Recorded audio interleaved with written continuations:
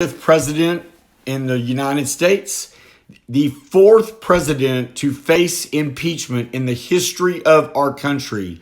And no one could be more deserving than this guy. This guy is the biggest loser and loser is the nicest thing I can say about him, because you need to have respect for the office of the president. However, the president does not deserve respect.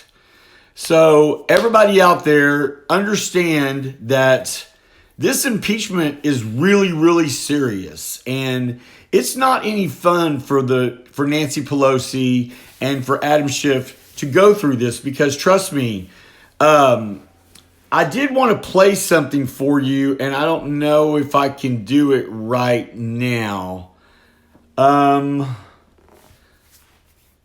I can't do it right now. Send me a bunch of love. You know what? Yes, I can. Yes, I can. Hang on one second here. This was, we were going to play this on the show tonight, and we probably still will. I just want to let you hear how crazy the Republicans are, because they're so freaked out over everything that's going on.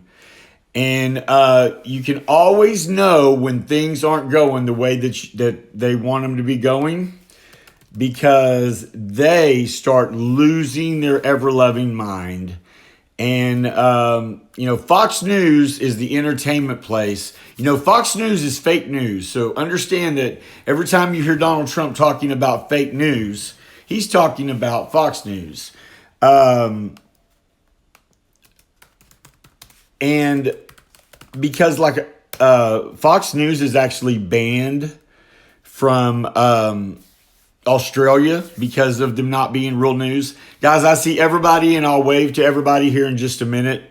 But I want you to hear just how crazy Donald Trump's best friend, Sean Hannity, is, and the crazy stuff that he is saying. It's just ridiculous, and it's just sad.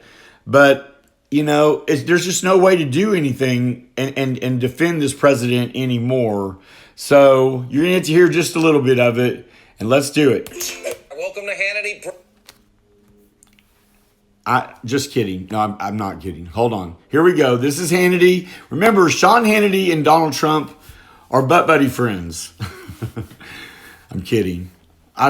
That's disgusting. I mean, I wouldn't even want to think about that. I like butts, but I don't really want to think about him liking butts. If you like butts, hit that love button. Let me know you love butts.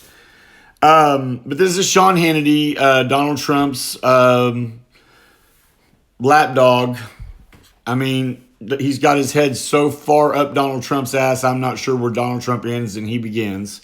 So here we go. Breaking tonight, it is impeachment eve. The circus is coming to town, and we are just now hours away from the corrupt, compromised, coward, and congenital liar Adam Schiff show on Capitol Hill.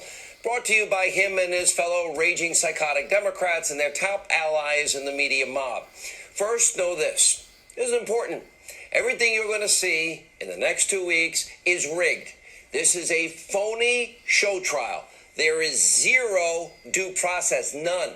It is yet another fraudulent hoax, conspiracy theory. It is another witch hunt. It is wrought with rampant, putrid hypocrisy, a repulsive double standard. By the way, it's all bad for the country, but this is what your Democratic Socialist Party has become. This is who they are. This is what defines them, frankly, perfectly. Now, remember, tomorrow there's not one single thing the Democrats have done. Not one. Okay, that's all the airtime I'm going to give him. That's Sean Hannity, Donald Trump's lapdog. And let me explain this to you. Everything he just said is a fucking lie. It really is. The Democrats have done nothing. Really? Who gave us Obamacare? Who tried to take Obamacare away? The Republicans. Who lies every time they open their mouth? Republicans. It's not just Donald Trump lying anymore. It's now all the Republicans. I mean, and listen, when you tell someone after they tell you they're ready to purchase weapons and you say, that's great, but I want you to do me a favor though, that's a quick pro quo, which is not even needed. But Donald Trump does not have the authority and does not have the ability legally to ask a foreign country to investigate a American citizen, especially not one that is possibly going to run against him in the election. That's called interfering with an election. And, you know, Donald Trump's already been slapped on the hand one time. Guys, I got to find out about this Go Live stuff because I can't do anything about it right now. But I did wave to almost all of you guys, and then now 30 more of you are coming. But that's okay. Y'all just keep on coming. We'll keep waving to you, and then I'll go back and say hi to you. But the thing is that everything that Sean Hannity just said is all the Republicans can say because their leader is undefendable at this point. I mean, it was such a thrill yesterday to watch Donald Trump stand by the president of Turkey, which, by the way, Donald Trump pulled our troops out of Turkey so that his butt buddy Putin, which is actually the president of the United States, by the way, so he could take over Syria. And when he took over Syria, thousands of people, or at least 100 people, were killed because Donald Trump left them high and dry when they fought for us. And Donald Trump doesn't think a thing about it because you know what? Donald Trump is not a leader. Donald Trump is a bragger and someone who steals someone else's thunder. But name one thing Donald Trump has done by himself. A porn star had to get him to sign the only legislation that's actually meant anything, and that's getting people out of jail that should have been out of jail that shouldn't have been in jail that long anyway. And I applaud him for that. What else has he done? If you want to laugh at the tax that people's checks in middle America went up by $2 or $3 a paycheck. I mean, I guess that's $2 or $3 they didn't have, but I would rather not have Donald Trump. Besides that, when they had the White House and when they had the Senate and when they had Congress, they had all three. They didn't pass one damn bill. Not one. Not one. And now all these Republicans get on TV like choir girls and they sing at the behest of their commander-in-chief, their dictator, I guess their king, because Donald Trump is not a president. The way that Donald Trump acts is not the way the president of the United States acts, ever has acted. And Donald Trump I love the fact that he is getting impeached.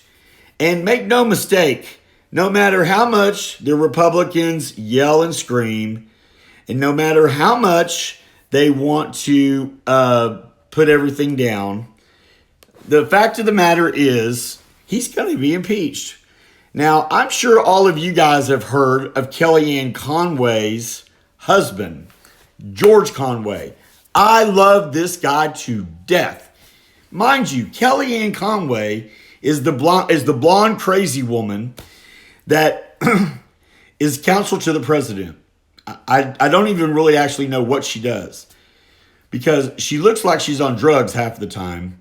And if I were in the White House, I would need to be on drugs to deal. Because there's a book coming out by Anonymous, and I can't wait to get that book. It's supposed to be better than, there's been so many books written about Donald Trump.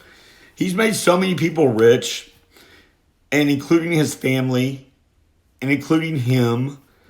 But the reason he's getting impeached is because he, over a stupid phone call that if he would shut up about, he actually might be able to get away with something. But you need to understand, this impeachment is not a court of law, okay? He doesn't get due process. Impeachment is something that the founding fathers of our country thought very long and hard about, because removing a voted in president is a major ordeal. You are changing the voters' votes.